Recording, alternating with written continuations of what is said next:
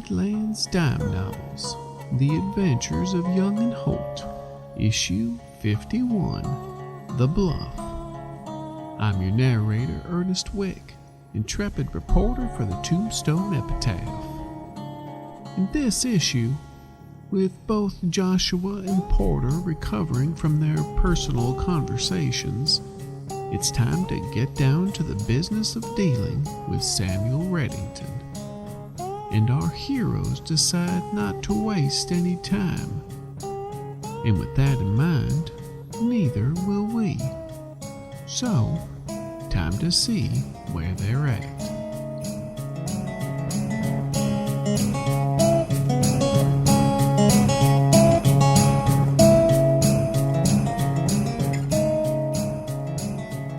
Joshua, you were going to go and what exactly was it that you were going to do?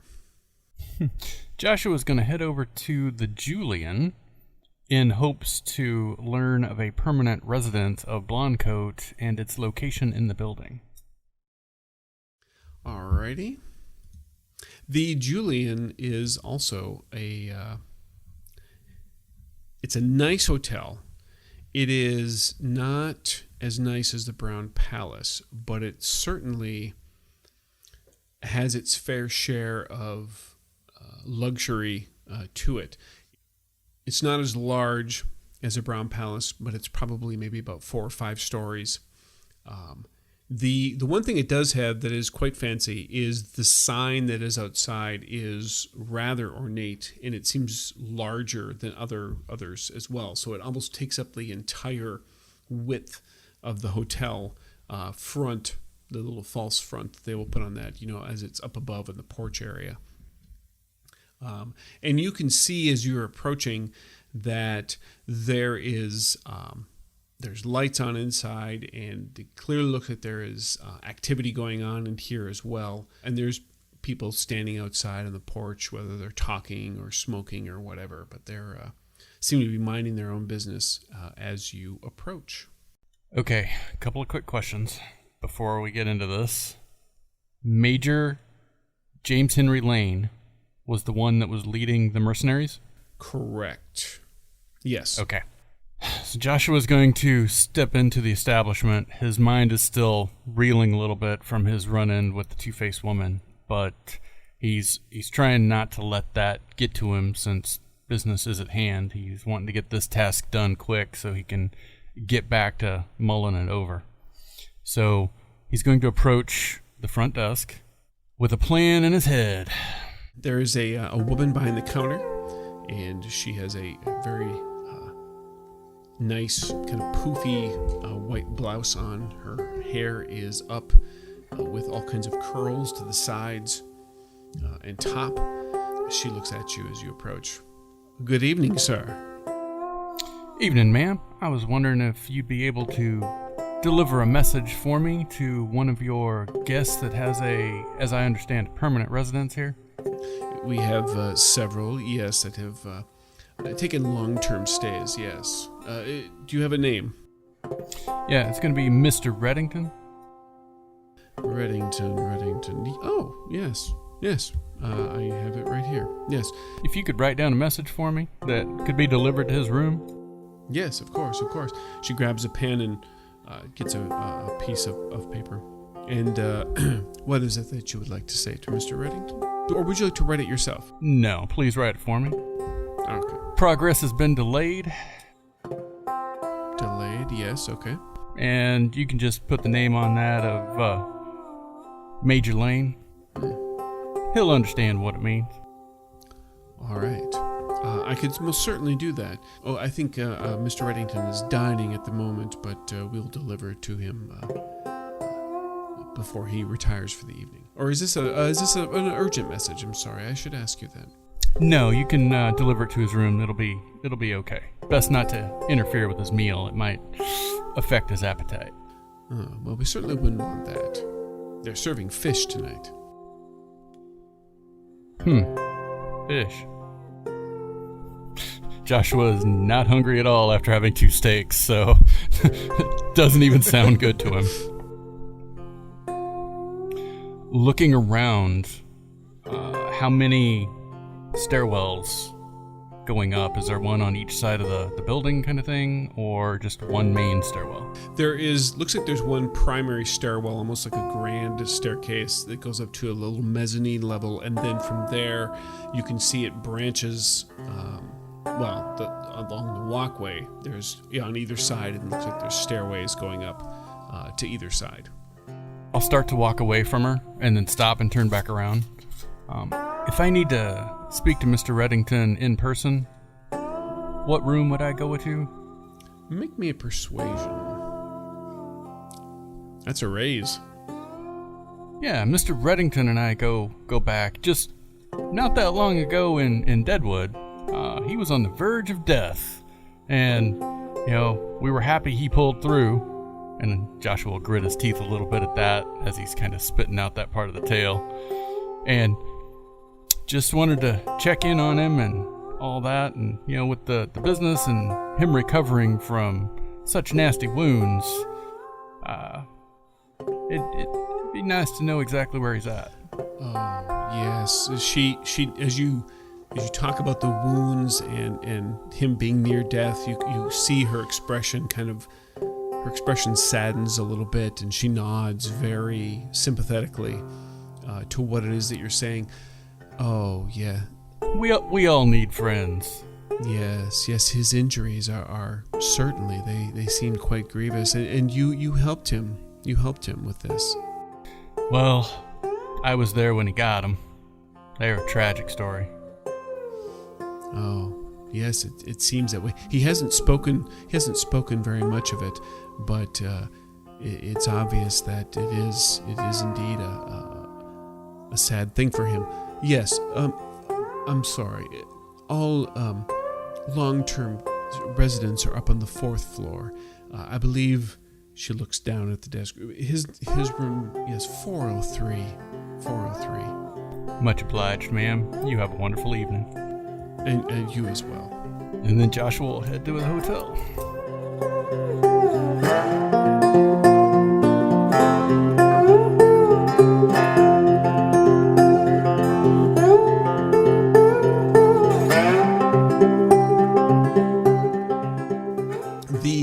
The two of you are back at the hotel, and it doesn't really matter who got there first. You're both there. You're in the room. It's dark. You can hear there's just a few sounds outside. It sounds like Denver's finally beginning to settle down for the night. Judging by the fact that Porter had to wait for a little bit to get taken up, he's probably came in second. So he kind of walks in and sort of slumps down in a chair. Joshua's sitting on the edge of one of the beds, and he's playing with a knife that you've never seen him with before. Yeah, but I don't think Porter would pick up on that. I mean, he lost track of the fact that you had changed out 4 guns to 2 guns. The fact that you gained a knife probably wouldn't really surprise him either. Probably best you don't cast hunch on it right now either. Yeah. You'll know what the knife is when he stabs you with it and trades your life. Yeah, I can see Joshua and Porter basically being in their own little worlds right now and not doing a lot of talking. So it'll be like really short and to the point. Yeah. So when you come in, he'll be Samuel's room 403. Oh, you found it? He had fish tonight. What? He had fish tonight at the Julian. Yes, he's in town. What does fish have to do with it? Just thought you might like to know that he's in town. Well, yes. Yes, I just didn't know that. Never mind. Well, maybe he can't chew steak anymore. That makes Porter chuckle. If only. I met with Jasmine, and she's agreed to give the locations of the location of the valley, and she's willing to help out if we need it. I don't really know this person, so I trust your judgment on whether or not they're trustworthy. She's not done anything to hurt me yet. Oh, that's a lie, but he doesn't know it. So I and give her the benefit of the doubt. Well, looks like we're zeroing in on all our targets. Did we want to take a peek at the stables tonight? Might as well get it all done tonight and put it all together in the morning when we're thinking more clearly. Hopefully. All right. And maybe we'll get some more information about what exactly he wants with All Seasons Valley. Pushes himself up out of the chair. I haven't done a nice night visit in a while, have we? Joshua's going to slide the knife in his boot right behind Porter. Gonna head out to the stables? Absolutely.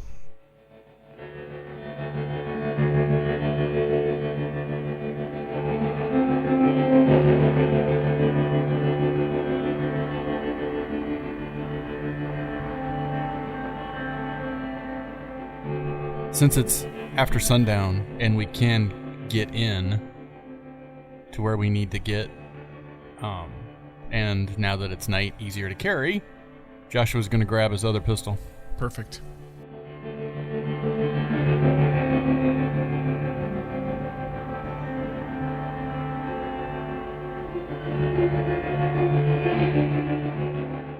We have headed to the stables by way of our fallback, at which point I have grabbed my other pistol. All right. And we have grabbed the keg, cask, barrel, Whatever it is. of black powder. Okay. I think it was a bucket. Like a pony keg of black powder. Yeah, I figured it'd be, like a little wooden barrel kind of thing. Yeah. One I can haul under my arm. With a cork in it so that you can lay a trail of black powder. Oh, sure. Yeah, this is full Looney Tunes Wile E. Coyote barrel of black powder. But it works. But it Mythbusters works. did it. They checked it. It works. Does it really? It absolutely works. Oh yeah. Oh, that's awesome. You could take a shotgun shell and pour the powder out and ignite it, and it does a nice little blue-green flame as it traces itself along the way. Oh my. That's awesome. Don't tell me. Don't ask how I know this. All right, so when you say you're going to get there via your backup, what does that mean? Means we're not going straight to the stables. Okay. We're going to make a little detour before going to the stables that night. Got it. Oh, and is that to get your black powder? Yes. Yeah, because the black powder was at the fallback place. Got it. Oh, now I understand exactly everything that you mean now. Okay. All right. And the marshal is caught up for now.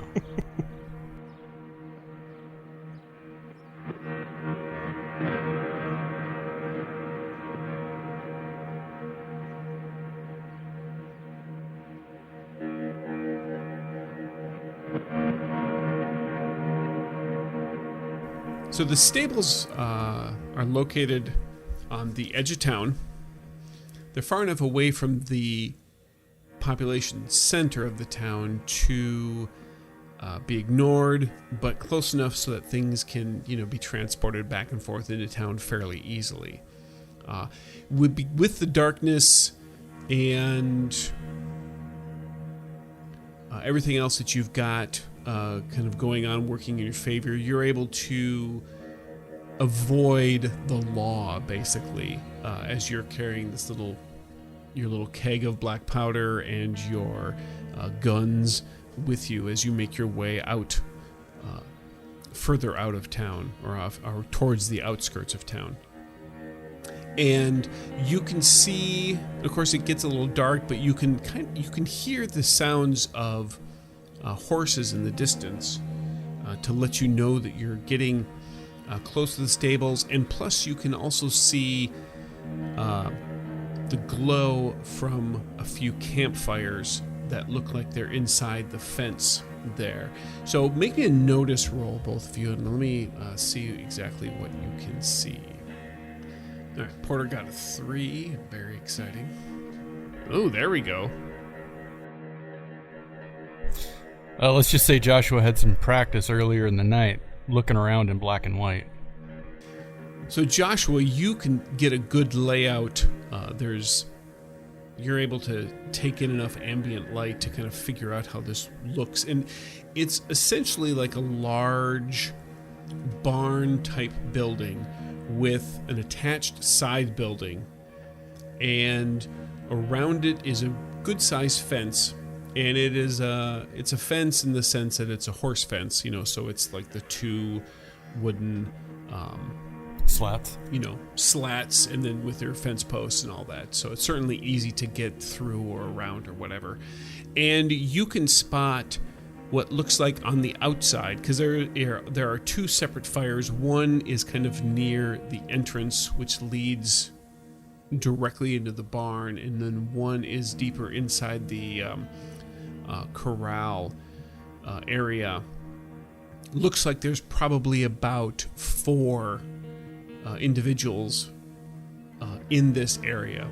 Only one of them is standing, kind of meandering around. Doesn't seem to be really paying much attention to anything. The other 3 are...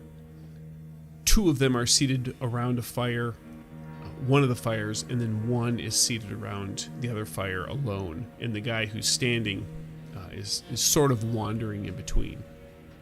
Porter, you don't really see any of this. You see the light from the fires, but that's about it. You can't make out any details from there. Joshua's going to look around to try to find a spot where they can just observe a little bit without getting too close, so that he can point a couple of things out to Porter. Okay. Make me a stealth roll. All right. You creep around a little bit with the two of you, and there happens to be a little bit of shrubbery brush that you can get a better angle on some things. You're rounding to the side a little bit, so you do have a little bit better look at the side building that's attached to this barn, of which it appears that there is a door on the broad side of this. Bump. You just have to hit it first. But you can see, you can point some of this stuff out to Porter so he can see a little bit better. Yeah, so I'm going to make a support roll so that Porter can make another notice roll and see what kind of bonus he gets based on my roll. So since that is a success with the raise? Yes, and I believe... That's a +2 to his notice roll. I believe you are correct, sir. Do you want me to re-roll my notice roll or keep the one from earlier? No, you would do a re-roll because you're in a different location and he's trying to point some stuff out to you. And I'm trying to help you out. Good thing you did. And you still don't see nothing. Oh, wait, you do. Yay. You do. Yep. You do. You can essentially see this same thing. Is there a window on the side building? There are windows, yes, on the broad side of it, but not on the side that you were approaching. All right, so we've got 4 guards. We've got a few small windows, a big old door. Are the guards moving around? Just the one. Do you see any spots where the moving guard might create a blind spot where we could sneak up? So and you said was the big barn door open? Could we tell when we were coming up? It's not open. It definitely was not open. Joshua, you know it's not open. That's just wishful thinking, hoping it's open, Porter. Well, I mean, that window almost looks blacked out from here. I can't even see any light flickering from inside. Can you?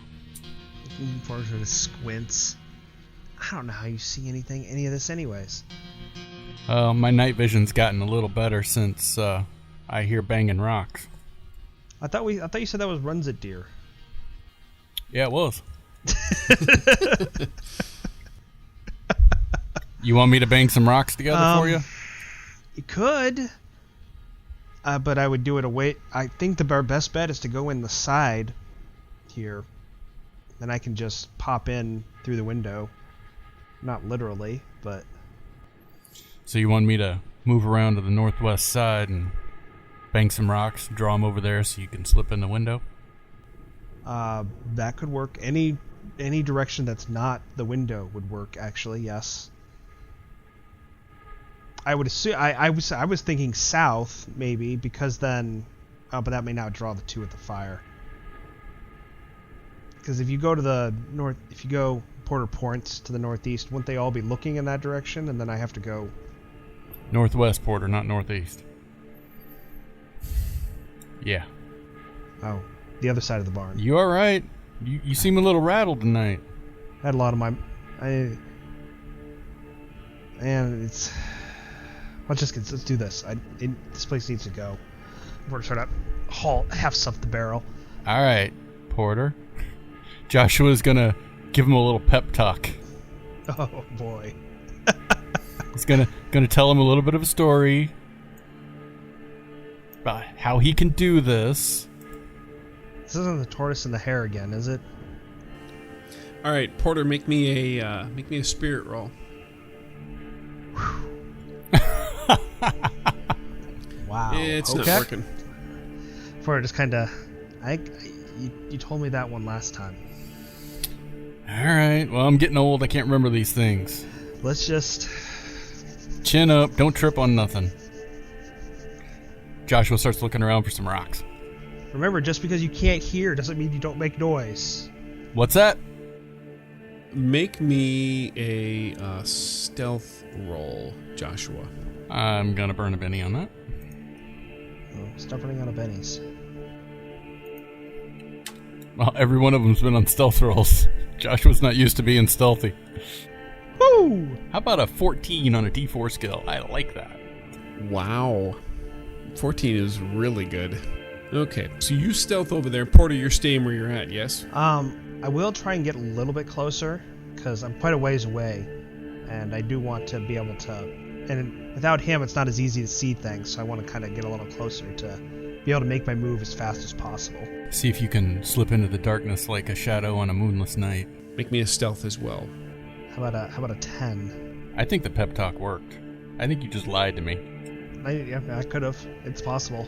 Porter, you absolutely can sneak up. You go there and stay in the shadows, keeping low, and you get down real low to this other little piece of shrub that's there, and you're kind of almost on your hands and knees and crouched down. Maybe the top of your bowler hat is just slightly above the top of the little bush there, but you're looking, and Joshua, you start banging your rocks together, and you immediately see these two kind of perk up. They look, this guy turns, comes back, and he's like, in Porter, you can hear him say this. He's like, "Hey, go on and go check out what's out there."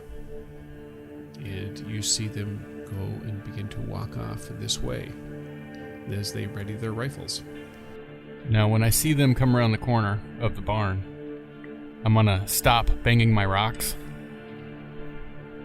until they get to the north side of the barn, and then I'm gonna try to throw a rock on the west side and hit the barn to make a noise. All right. They do indeed get to the north side. Go ahead and make me that throw-in roll, which would be athletics. Ugh. Joshua can't hit the broadside of a barn tonight. Is that your 2 there that you roll? I'm using my last Benny. All right. Come on, reroll. Yeah. That'll be a hit. All right, so it clonks against the side of the barn pretty solidly. And you see them... You can't hear what they're saying, Joshua, but you see them kind of quicken their pace a bit to the edge there. And you can see just dimly in the light that they're leading with their rifles. Porter, what are you doing right about now? So this guy that's between the fires, which way is he looking? Is he just kind of... He's a bit closer to the fire now. He's kind of moved to this spot here. And his head is not necessarily on a swivel, but he is looking around, all around the area. Porter's going to first creep much closer, because he needs to make a beeline when he gets there. He's going to try and get right up to the fence and use the fence somewhat as cover. All right, make that stealth roll. All right, that's a 4. He's going to go right up to the fence. Okay. You going to keep that 4? Oh, this isn't fair. Yeah, I'll keep the 4 because I think I'm going to need it for a better stealth roll afterwards. All right. So you go creeping up. You get right there at the fence, and you're trying to make yourself as thin as possible at the post.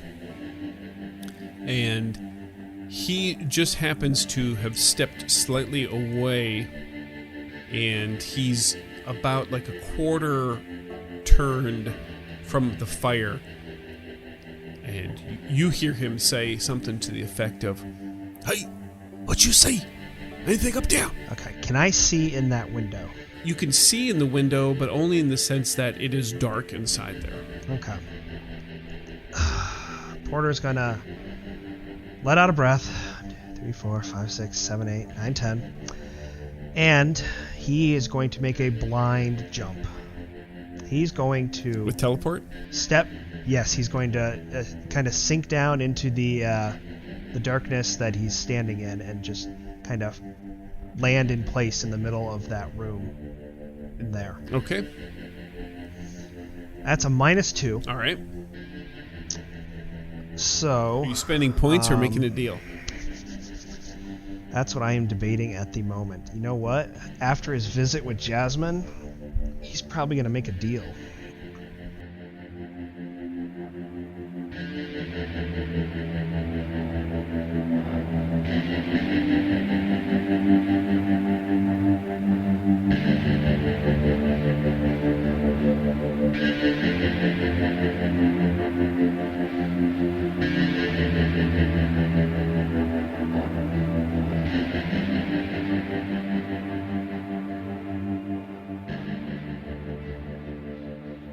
It's good to see that Jasmine's influence on Porter has not only remained, but possibly increased. Of course, we're hoping that's a good thing.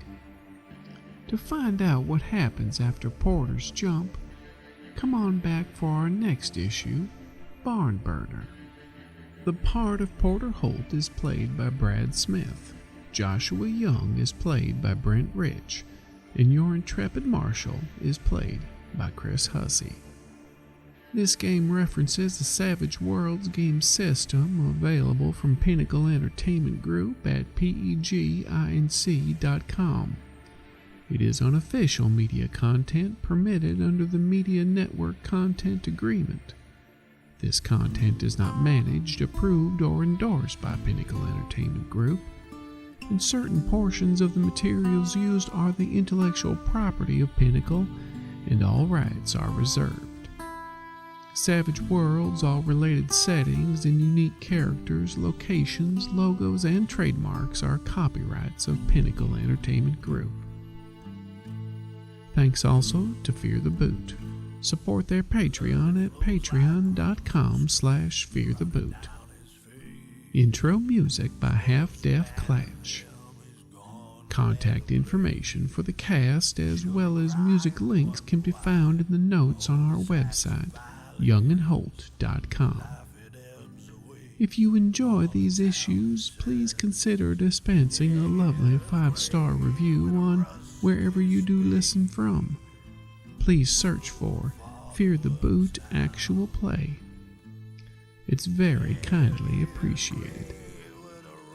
I'm Ernest Wick for the Tombstone Epitaph, and remember, fear often produces the very thing you're afraid of. Dig down deep in the ground, now his body is no more. Oh, dig down deep in the ground, now his body is no more.